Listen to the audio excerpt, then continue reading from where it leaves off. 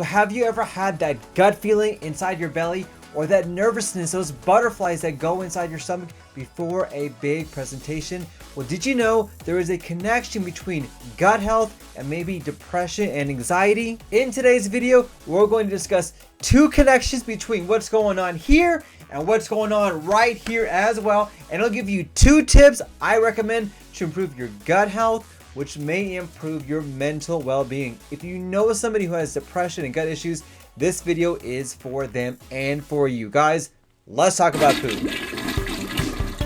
Howdy y'all, Dr. Islam here, aka your poop guru, trying to keep you happy and healthy from the top all the way down to the bottom so you can live your best life. Now, did you know there is a connection between what is going on in your brain and what is going on inside your gut as well? That gut feeling that you have actually may be real, and there is a connection between the brain-gut axis. In today's video, we'll discuss number 1, how the brain and the gut are connected, and we'll go over 2 specific ways that they're connected.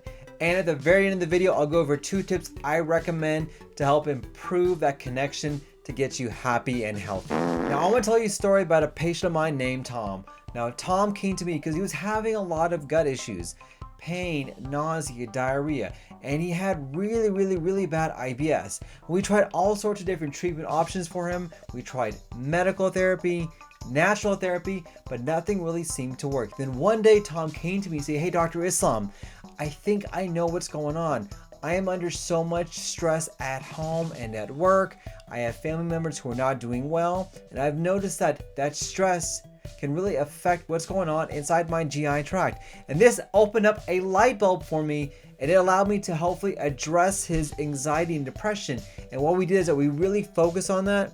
I got the help of a psychiatrist, a psychologist, really changed his gut microbiome to improve both his gut health and his mental health. And after a couple months, he noticed that his gut symptoms got better. He felt so much better, but more importantly, he was able to handle the stress and deal with it in a very productive and well-mannered function. So what exactly is going on between your mental health and your gut health? So your gut health is made up of trillions and trillions and trillions of gut bacteria. These are part of your microbiome. All the stuff going on inside your GI tract, it is your gut microbiome interacting with what you eat, what's going on in your environment, and the stress levels going on inside your body. In fact, those stress levels will really influence what's going on here. So when we're stressed, we jack up our cortisol levels and our steroids and everything going on inside our body. We go into this flight or fight response. And that can also manifest in the way your gut microbiome is. It helps to make the bad guys higher up inside your gut microbiome and suppresses all the good guys. So you start to have this imbalance of a lot more bad guys, a lot less good guys, leading to conditions like gut dysbiosis, leaky gut, and IBS type issues. And this is why very commonly, me as a GI doctor, when I have patients who come in for gut issues, one of the first things I ask is, what is going on in your life? Are you stressed? Do you have anxiety? Are you able to manage that stress or anxiety? Because I have found, and the studies show, that stress totally influences the mobility, the motility, and the function of your gut microbiome. Then it ends up being a vicious cycle. Your gut feels bad, then you feel even worse, and more stress makes your gut feel bad, and you feel even worse. It's a cycle going on and on and on, and we need to break the cycle. And one way we can break the cycle is to know what are the components going on to make the cycle happen. There are 2 main components you need to be aware of. Number 1 is the vagus nerve. This is the big guy, the superhighway, the main connection between the brain and the gut. I call this the Autobahn of your body, and it has that direct connection to influence what's going on in your head and inside your gut. Now, your vagus nerve plays a huge role in the autonomic nervous system when it comes to breathing, sleeping, and for gut issues, digestion, and using the restroom, and anything involved inside your GI tract. And this helps to send messages from your brain. That's not your brain.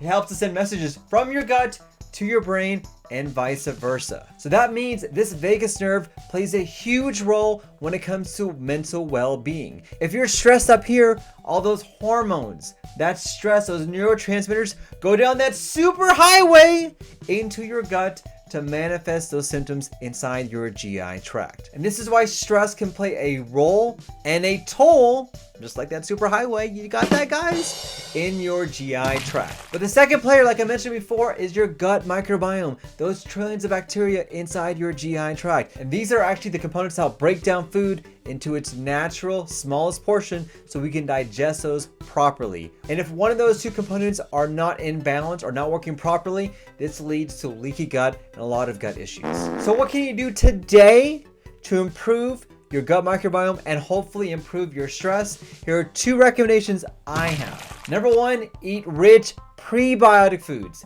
Prebiotic foods are the fertilizer for your gut microbiome and makes them strong and swole and happy. These are foods that you can implement into your diet to improve the natural bacteria inside your GI tract. And by doing that, you can improve the good guys, make the good guys stronger to fight off all those bad bacteria and to hopefully improve your mental well-being and your mood. Prebiotic foods are found everywhere, especially in fruits and vegetables. This is why a plant-based diet is the best diet to improve your gut microbiome. These include foods like banana, garlic, onions, asparagus, sauerkraut, kimchi, miso.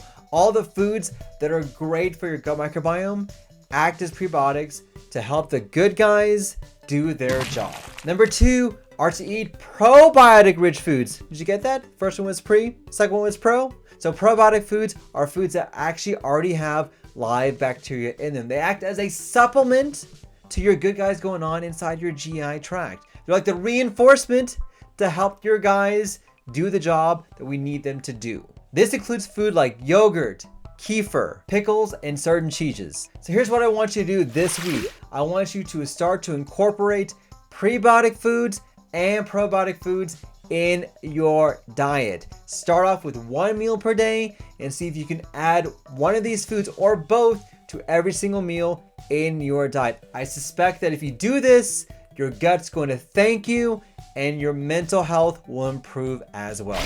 So my question today for you, have you noticed a change in how you feel and how your gut is when you eat certain foods? Or have you tried to changing your diet and has that improved your mood as well? Comment down below. I would love to hear what you guys have to say. Guys, thank you for watching. Don't forget to smash that like button, like, share, and subscribe. And if you haven't already, don't forget to subscribe so you can get great tips and great videos like you're learning to improve your gut health. Guys, don't forget, let's talk about poop.